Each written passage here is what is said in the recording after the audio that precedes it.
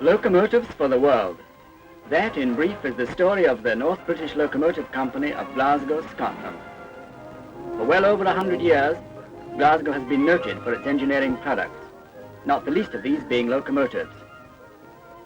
Founded in 1837, originally near the River Clyde, the works of Nielsen and Company were soon too small for this rapidly growing industry. In 1903, they combined with the other Glasgow locomotive firms of Sharp Stewart and Company and Dubbs and Company to form the North British Locomotive Company, from whose three works more than 27,000 locomotives have been supplied to all parts of the world. As times moved forward, so the weight of the engines increased, from some 4.5 tons to over 180 tons. This quaint old engine shed is still standing as a link with the past. It was used by many of the earlier locomotives supplied by the company to the Glasgow and Garnkirk Railway, opened in 1831. With the passing of years, the workshops were extended and developed until the firm is now one of the largest and foremost of its kind.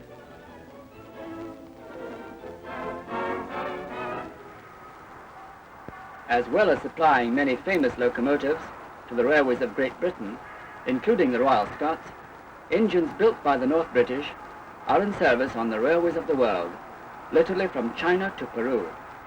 From the wonderful high-speed passenger locomotives to the sturdy and less glamorous freight locomotives, these engines have faithfully served the interests of transport in times of peace and war.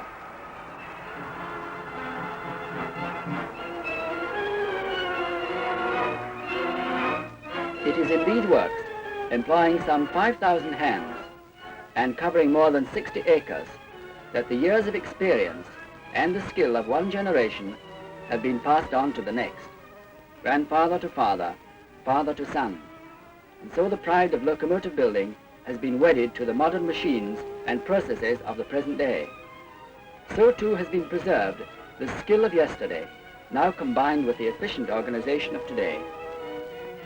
The head offices adjacent to the works are the main administration center and house the many other departments required in such a complex organization. From the receipt of inquiries to the reservation of shipping space for the completed engines, the work is carefully coordinated. In the spacious and well-lighted drawing office are produced the many new designs of locomotives, from the largest to the smallest gauge, suitable for whatever duty is required. The preparation of detailed drawings is carried out by a competent staff of skilled draftsmen.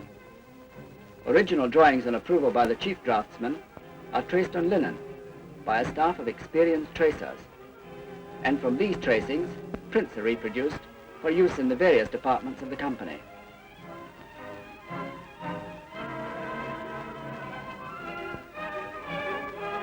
The careful designing of an 800 horsepower diesel-electric locomotive cab and the use of a full-size model ensures that the controls are placed in the best possible position for safety, convenience, and the comfort of the driver.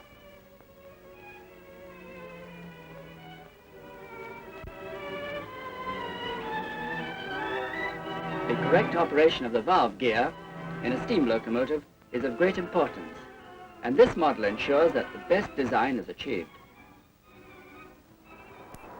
From the simple beginnings of locomotive history, this company with its design and research staff, together with its well-equipped works, has been able to keep to the forefront in the changing times and conditions of the modern age. The knowledge which has been acquired has been translated in these shops into locomotives which are serving in all parts of the world today. As each new development has taken place, new machines, some designed specially, have been introduced to make the product cheaper and more efficient. New layouts have been adopted, new methods introduced, new materials used, closer working limits specified, all working towards the one end, the production of first-class locomotives. Locomotives which will give service, not only for the immediate future, but throughout the years to come. Locomotives of proved reliability to give long and economical service, however arduous the conditions.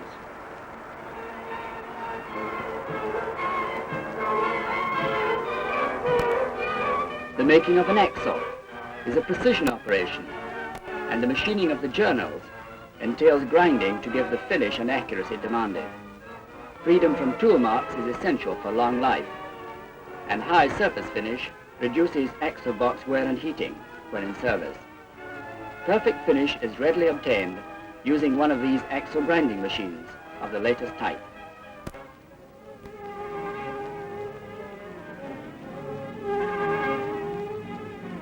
The pressing on of wheel centers is a job requiring skill and experience, as only a perfect fit can be allowed. About 10 tons per inch of axle diameter is required to force on the wheel center. The 60-ton tensile rolled steel tires are bored with carbide tools at speeds of up to 500 feet a minute. A modern locomotive may need as many as 26 axle boxes, which may be of plain or roller bearing design for the engine and tender wheels.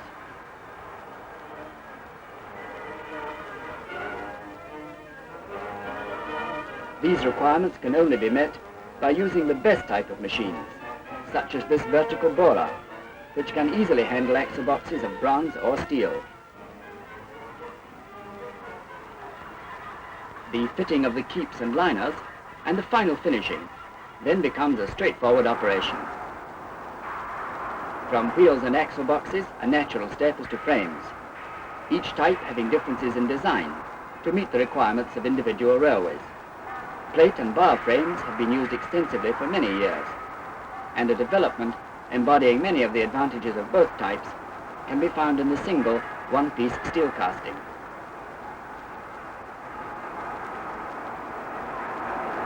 A composite form of underframe comprises longitudinals of plate or bar with a cradle casting at the rear end, designed to accommodate a large firebox and trailing truck. In many instances, welding technique has been introduced in the manufacture of frame stretchers and drag boxes. The majority of the world's locomotives, however, used plate or bar frames, which are oxycut to profile on multi-head machines. Be it plate or bar, the same high degree of finish is required during manufacture to ensure trouble-free running or in service.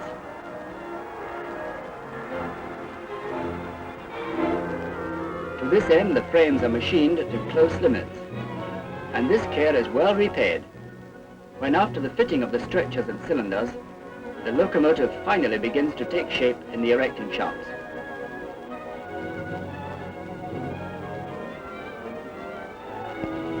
Before the final bolts and rivets are driven home, the two frames are checked with a large square to make certain that the position of the axles relative to the frames and cylinders is correct.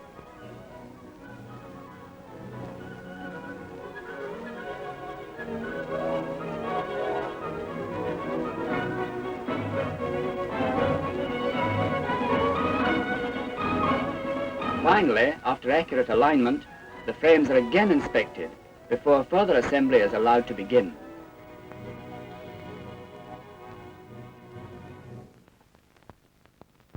Although these locomotives are within a few days of completion, their lives began in the pattern shop many months before. Each new engine and tender requires many patterns for the numerous non-ferrous steel and iron castings used in its construction. Many are used in the company's own brass and iron foundries. Cylinder molding in the foundry is a job calling for skill and experience. The careful positioning of the many cores is essential if a perfect casting is to be produced.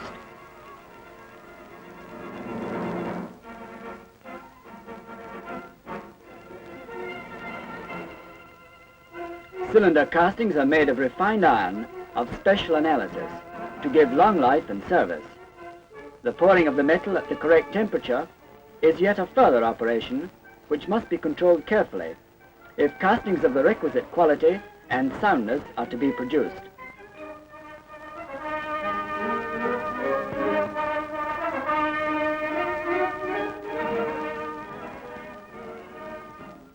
To these molders, it has become a matter of routine, as cylinders are their main specialty. The small amount of dressing required is a tribute to the care taken in the foundry.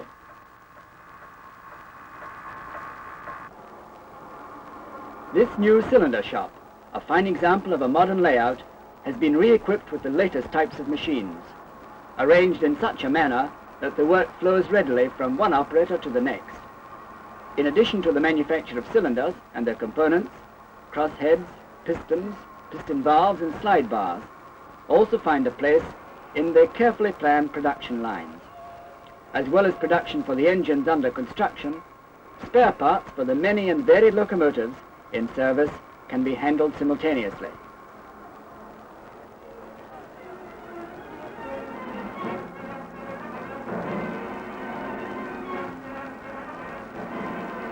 These cylinders follow a clearly defined route from the tables, where they are marked off for the initial operations to the final testing. Flange to frame faces are used as datum surfaces for subsequent boring operations, which ensures accuracy, interchangeability, and high productivity.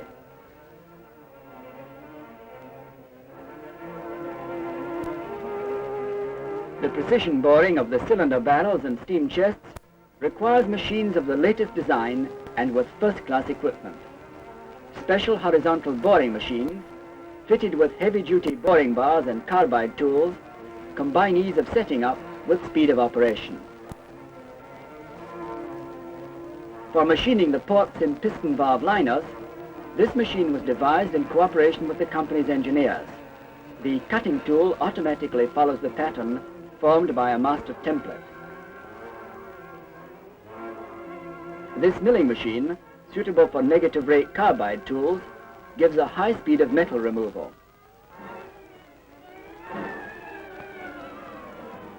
Mechanical handling, so much in evidence in these works, saves both fatigue and manpower.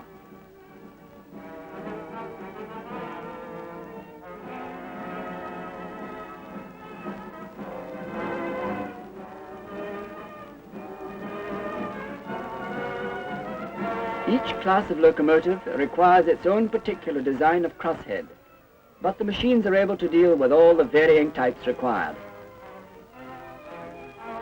After assembling the crosshead to the piston rod, the cutter hole is machined on a duplex slot drilling machine. Every operation is closely inspected, and final fitting operations are reduced to a minimum. Various other details required in the final assembly are also being produced. Rings like these for the piston valves are produced from a special mixture of cylinder quality iron to give long life in service and to be capable of maintaining an effective seal against superheated steam.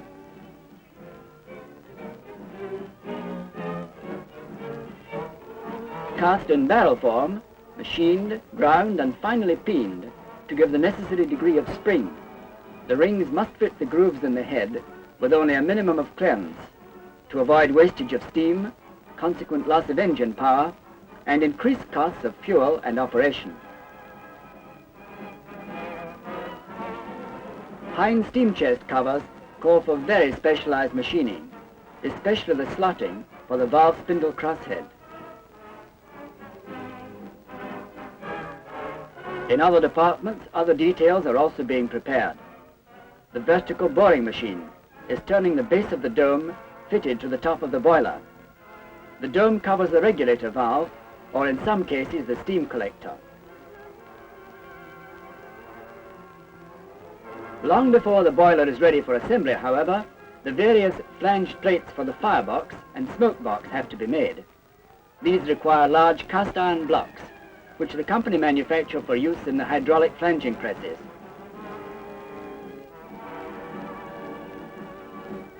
A well-finished flanging block is of great importance. Of recent years, the forge has been superseded to some extent by the welding shop, but for coupling and connecting rods, as well as parts of the valve gear, a well-forged article is still specified.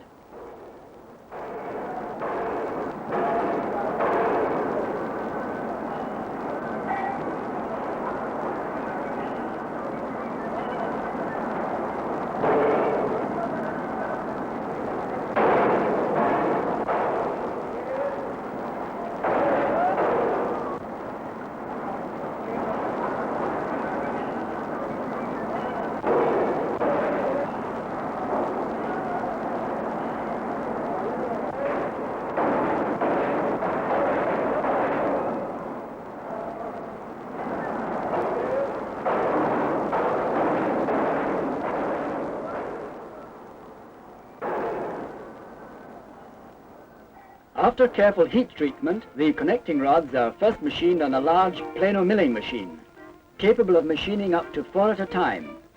A similar procedure is also followed for coupling rods.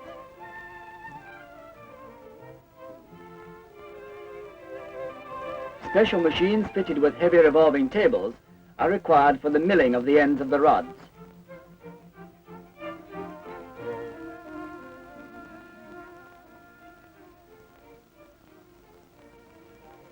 After machining is completed and before erection, connecting and coupling rods are assembled at the fitting benches. Here the bushes, oil cups and pins are fitted, and after final assembly, the many important dimensions are again checked. Only after this rigid inspection are the rods allowed to go to the erecting shop. Simultaneously, the various other parts of the valve gear are nearing completion. Precision grinding is playing an increasingly important part in maintaining the high standard of modern requirements. The grinding of the radial die path of the reversing link is undertaken on this pendulum grinder, which is fitted with a flexible tube connection to the dust extractor.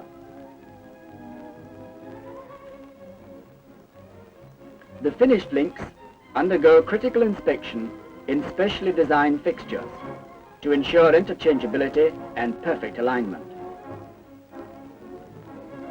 Milling machines are used for numerous operations, and the supply and maintenance of the many special cutters is no small problem. Well-equipped tool rooms undertake this work, in addition to supplying the many new gauges, jigs, fixtures, tools and cutters required for each new order for locomotives.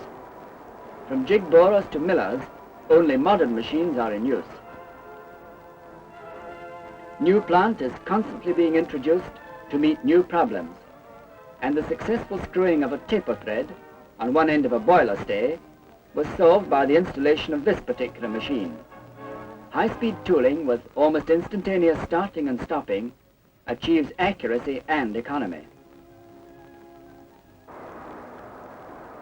Countless details required in locomotive building are produced in the turning shops. As in the other departments, according to the number of articles to be produced, so are the quantities divided into batches of convenient size. This avoids lengthy manufacturing cycles.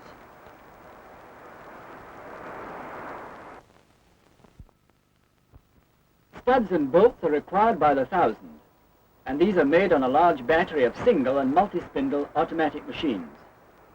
Once these machines are set, they run for long periods with little attention, except for feeding with new bars and occasional checking to see that the size of the product is within the limits prescribed, both for diameter and thread form.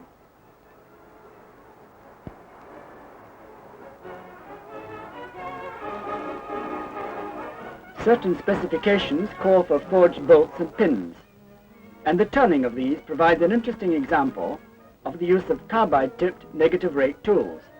This machine is capable of machining at speeds of over 3,000 revolutions a minute, and with feeds up to 140 cuts an inch.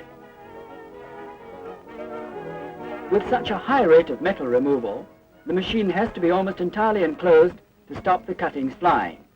The safety of the operator is never sacrificed for high productivity.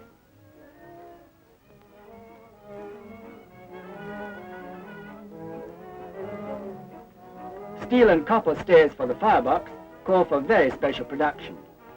To give trouble-free service, the formation of the threaded portion and the pitch of the threads over the entire length must be maintained. This is achieved by using lathes with a master lead screw above the machine, close to the die head.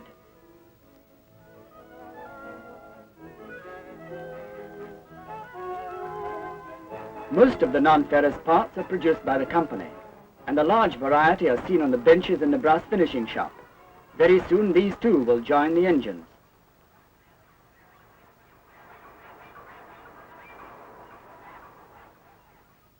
For many of the numerous brass screws, pins and pipe fittings, an automatic electric capstan lathe is used. Once the machine is set, the control is almost entirely automatic. The correct feeds and speeds are pre-selected for each operation.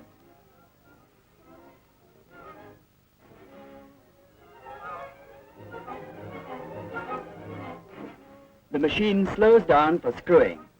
It reverses and stops itself when the final operation is completed. Not all work, however, is so automatically controlled, and many parts need marking out prior to machining. After machining, certain details go to the fitting shops for finishing, inspection, and building into sub-assemblies.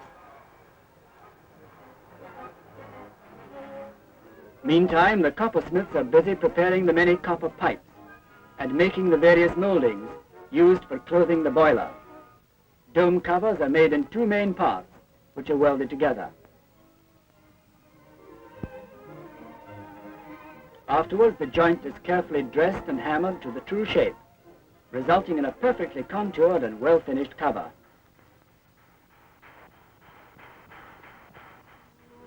Works production, however, can only run smoothly provided it's controlled by an efficient administrative organization.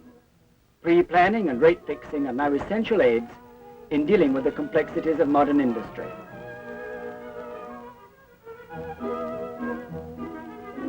To ensure a steady flow of work through the shops, the Progress Department issue carefully prepared production programs covering the many varied orders on hand. Supplying locomotives of different types simultaneously to all parts of the world has been a long-standing achievement of the company. This control board gives only some small idea of the final destination of the locomotives. The card printing department, from information prepared by the planning and progress departments, prepare and issue the many thousands of printed time cards and process sheets required for each order. The information is punched onto metal plates, which are then used for printing these various documents.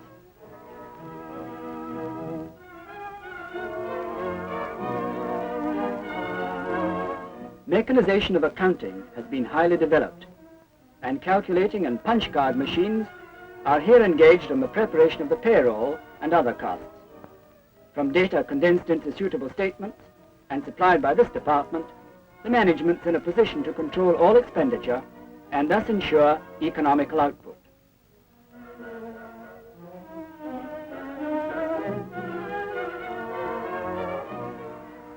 The careful coordination between administration and works results in production lines which are highly flexible to meet all demands, one of which is for boilers. In addition to the boilers required for the engines in the erecting shops, there are many required for spares for those already in service. To fit a new or repaired boiler when the engine is in the railway workshops for a major overhaul considerably reduces the number of days the engine is out of traffic.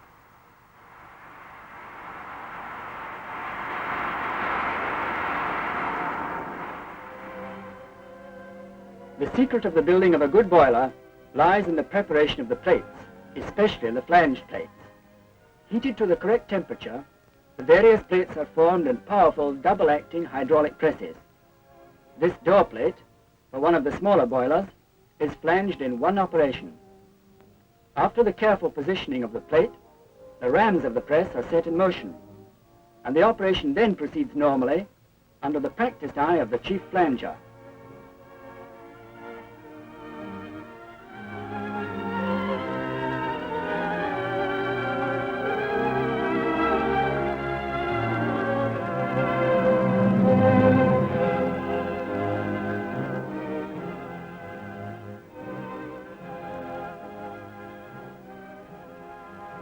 The boiler barrel is made from rectangular plates, formed to shape in these special plate rolls. Whether for a parallel boiler or a tapered boiler, the procedure is much the same. Each pass through the rolls brings the plate nearer the finished shape. Although many of the plates are drilled in the flat, certain holes have to be drilled on this boiler shell drill after assembly.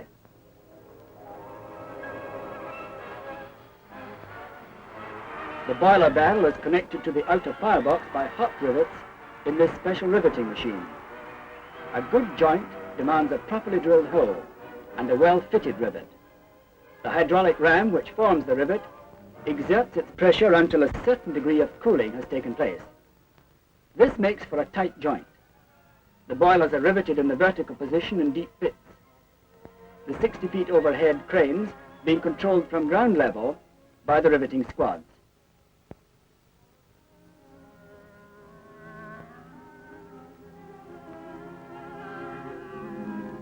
A thorough external and internal examination is made at each stage of assembly of the boiler, and especially before the fitting of the inner firebox. With the finishing of the inner firebox and the fitting of the foundation ring, the boiler nears completion. Reaming and tapping of the many holes for the water space stays is done by portable power-operated machines. After the insertion of the stays, these are riveted over by pneumatic hammers. Finally, with the fitting of the many tubes, the building of the boiler is complete. After thorough hydraulic and steam testing, it's then ready to join the engine. By this time, the frame is ready to receive its boiler, as it's lifted over the other locomotives by one of the powerful overhead cranes.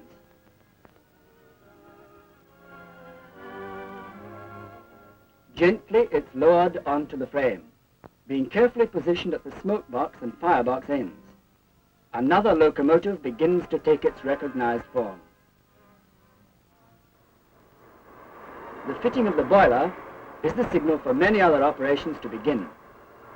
Within a matter of hours, the smoke box steam pipes are fitted, the cab and reversing gear added, and then the whole engine is carefully lifted and lowered onto its wheels. The valve gear is completed, and there remains only the setting of the valves.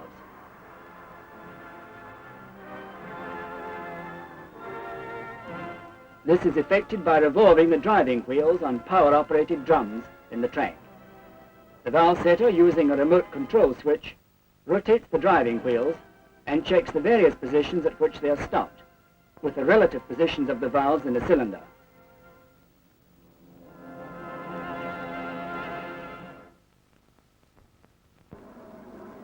Before the fitting of the coupling rods, the engine is lifted onto another pit, with the driving wheels resting this time on heavy rollers, also let into the track at rail level. Under the engine's own power, the driving wheels are made to revolve, and the operation of the various parts of the valve gear and reversing gear is checked.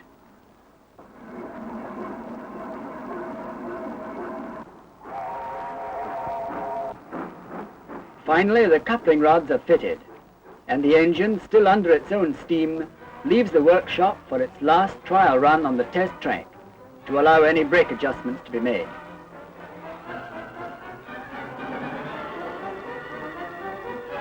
For the 2000th locomotive delivered by the company to South Africa, special nameplates were prepared to mark the occasion. The engine was named Bartholomew Dyers, after the first man to sail round the Cape.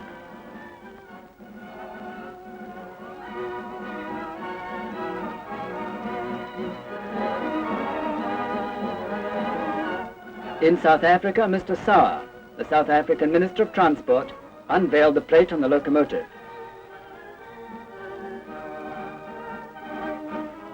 Sir Andrew Duncan, one of the company's directors, formally handed over the locomotive to the South African authorities.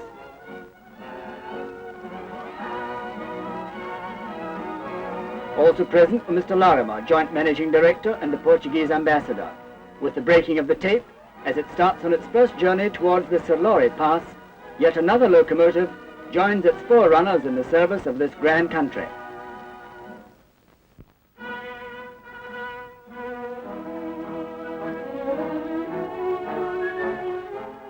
British Railways, however, are not being neglected, as more than 350 locomotives have recently been supplied to one of their regions.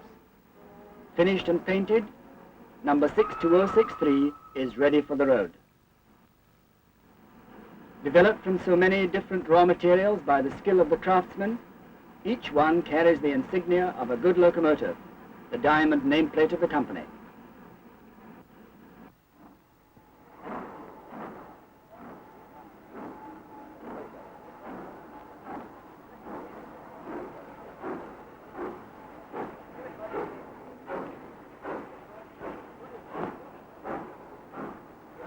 This locomotive, like the many others which have left the works under their own steam for service on the main line, has been made from British materials, fashioned by the skill and knowledge of British hands, thoroughly British, and better still, North British.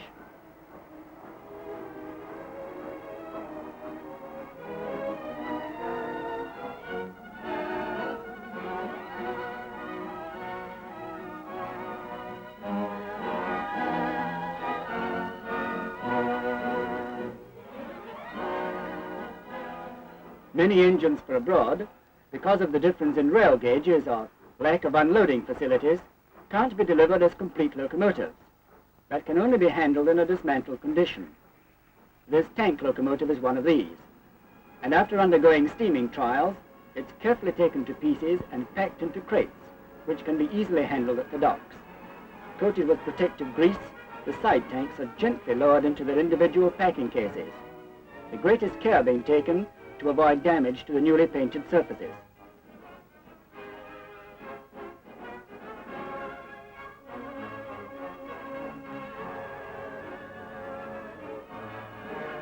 Packing, too, is a job where experience tells, experience acquired over many years. Smaller parts also receive the same meticulous care and attention. Each case is designed for a specific number of articles, and each part fits into position like the pieces of a jigsaw puzzle. Larger parts travel uncrated, protection being afforded to machine surfaces. This cast steel locomotive frame has a length greater than the entrance to the ship's hold, and of necessity is slung at an angle. Handled by a floating crane, it is carefully guided into place to be securely lashed for safe stowage.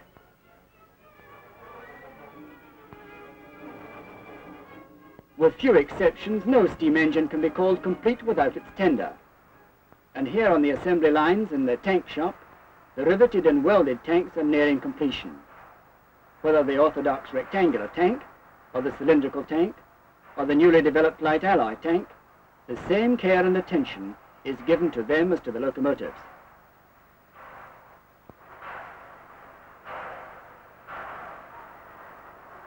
In the tender shop, the frames are prepared, ready to receive the tanks, which are placed into position by overhead cranes.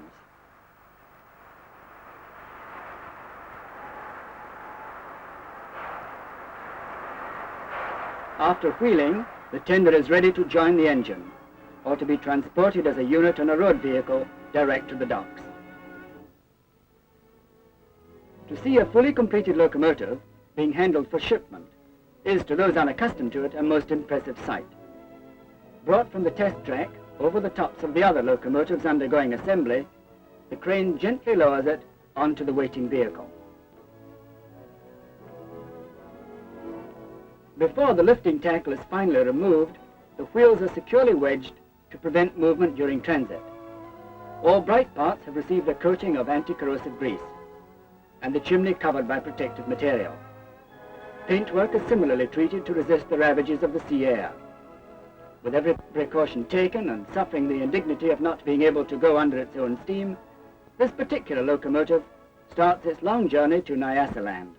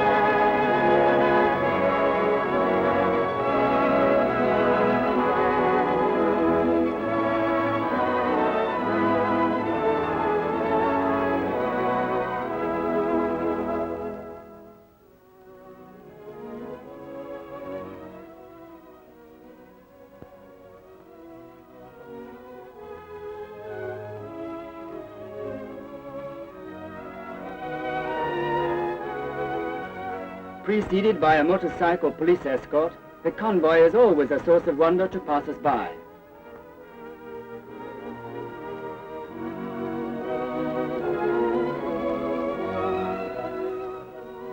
Towering above most other vehicles and Bearing a cold aloofness to traffic signals, the locomotive draws nearer to the docks.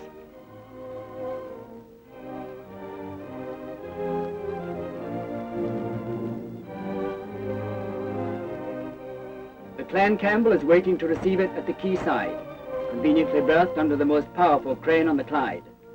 The first stage of the journey is almost over, and with its fellows already en route to the ship, it will be carefully lifted on board.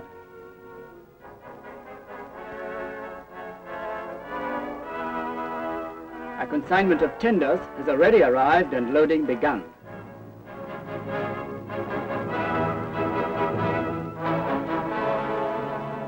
After the tenders, the engines. And using the company's own specially designed lifting gear, the work goes smoothly on.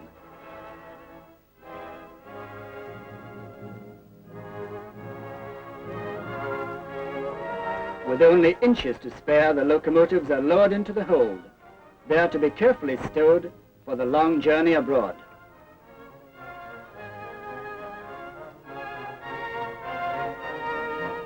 As the last hawser is cast off and the tugs take charge, yet another consignment of locomotives leaves for overseas. Today, Nyasaland, yesterday and tomorrow to the far corners of the earth, to the 5 continents of the world, to the dominions and colonies.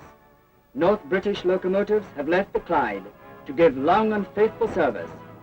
Locomotives which, whatever the climate and however adverse the conditions, have given of their best, the best there is in locomotive building, North British.